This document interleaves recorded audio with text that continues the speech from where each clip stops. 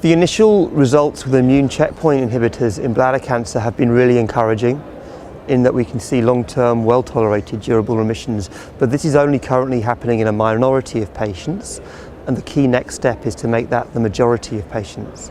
And there are three approaches to do that.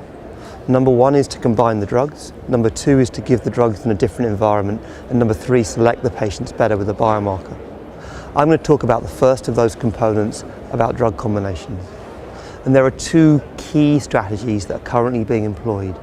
The first is giving immune therapies with other immune therapies, PD-L1 with CTLA-4, durvalumab with tremelimumab, and that's being tested in a 1,000-patient randomized phase 3 study in the frontline setting.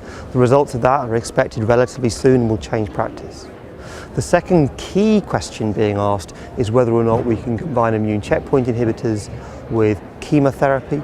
We know from the lung cancer environment that that can be done successfully, and many people feel that by giving chemotherapy and immune therapy together, you can get in control of disease with the chemotherapy, but you can improve those long-term durable remissions with the immune therapy, which could conceivably be the best of both worlds.